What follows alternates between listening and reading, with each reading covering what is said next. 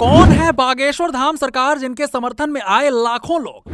हिंदू साधु साध्वी सबने एक ही स्वर में कहा, बागेश्वर महाराज जिंदाबाद। नेशनल मीडिया पर ज्वलंत मुद्दा बने धीरेंद्र शास्त्री की क्या है असलियत और क्या है इनकी कहानी?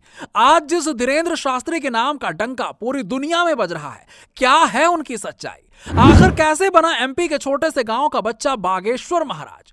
शराबी पिता का बच्चा बजा रहा है पूरी दुनिया में हिंदुत्व का डंका। World book of record London, world book of record Britain से नवाजे गए बाबा। हर व्यक्ति के मन की बात बिना बताए कैसे जान लेते हैं महाराज। राम हमारे पिता है, उन्हें कोई गाली दे तो कैसे चुप रहे। भारत को हिंदू राष्ट्र बनाने के लिए समर्पित हैं धीरेंद्र शास्त्री। पिछले 24 घंटों में लोगों ने जिस तरह से बागेश्वर धाम सरकार के समर्थन में सोशल मीडिया पर सुनामी लाई है, यह देखकर बड़े बड़े न्यूज चैनल भी बाबा के सामने हाथ जोड़कर इंटरव्यू देने की रिक्वेस्ट कर रहे हैं। अब सवाल यह है कि आखिरकार कौन है ये बाबा जिसने इतने कम समय में लोगों को अपना दीवाना बना लिया है? 27 साल की उम्र में वो कर दिया है जिसे लेकर नेशनल मीडिया प्राइम शो कर रहे हैं। चलिए आपको बताते हैं शुरू से कि कौन है बागेश्वर धाम जिनकी बातें सुनामी की तरह वायरल हो रही हैं। कैसे छतरपुर जिले के छोटे से गांव गढ़ा में जन्मा बच्चा आज पूरे बागेश्वर धाम की सरकार बन गया है। कहानी शुरू होती है 90 के दशक से।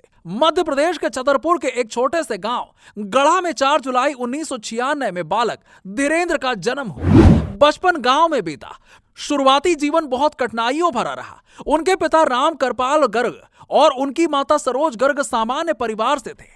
उनके दादा भगवान दास अच्छे विद्वान माने जाते थे जो निर्मोही अखाड़े से जुड़े हुए थे। उनके दादा ने ही उन्हें रामायण और भगवत गीता का ज्ञान दिया। 8वीं तक अपनी गांव में पढ़ाई की और आगे की पढ़ाई करने के लिए गांव से 5 किलोमीटर पैदल चलकर गंज जाने लगे और 12वीं के बाद इन्होंने बीए प्राइवेट किया। पहले उनके पिता शराब के नशे में रहते थे। उन्होंने पढ़ाई छोड़कर अपना सारा समय समाज सेवा में लगा दिया। उन्होंने 9 साल की उम्र से ही बालाजी सरकार की सेवा करना शुरू कर दिया था। उनके दादा ही बालाजी सरकार चलाया करते थे। अब 12 साल की उम्र तक आते आते धीरेंद्र भगवत गीता का प्रवचन देने लगे। अब कहते हैं कि बालाजी के दरबार में साधना करने से उन्हें अनेक सिद्धियां प्राप्त हुई हैं। महाराज हर एक व्यक्ति के मन की बात जान लेते हैं। उनके धाम में भंडारा चालू रहता है, कोई व्यक्ति भूखा नहीं रहा। इस बात का ध्यान बड़े अच्छे से रखा जाता है। बागेश्वर धाम आकर इस चमत्कार को देखकर लोग दंग रह जाते हैं। महाराज से मिलने के लिए अब अर्जी देनी पड़ती है। वो धाम पर आने वालों की समस्या को पहले से ही बता देते हैं, समस्या का समाधान भी बताते हैं, भूत प्रेत की बाधा को दूर करते हैं। देश विदेश से लाखों भक्त प्रतिदिन उनके दरबार में पहुंचते हैं और बागेश्वर महाराज ने पिछले कुछ दिनों से बागेश्वर धाम के बाहर राम कथा भी शुरू कर दी है। कहा जाता है कि धीरेंद्र शास्त्री ने काशी में मृत संत सेतुलाल महाराज की आत्मा को सिद्ध कर लिया है। तंत्र विद्या से यदि सेतुलाल महाराज की आत्मा को काशी में ही स्थान मिल जाए तो धीरेंद्र शास्त्री की शक्ति समाप्त हो जाएगी। धीरेंद्र शास्त्री तब विवादों में आए जब उनके ताऊ जी पांडोखर महाराज के पास अर्जी लेकर पहुंचे और अपने बेटे को बागेश्वर धाम का असली उत्तराधिकारी बताया। उसके बाद पांडोखर महाराज ने धीरेंद्र शास्त्री के खिलाफ मोर्चा खोल दिया। देश में ही नहीं विदेशों में भी धीरेंद्र शास्त्री ने दिव्य दरबार लगाया।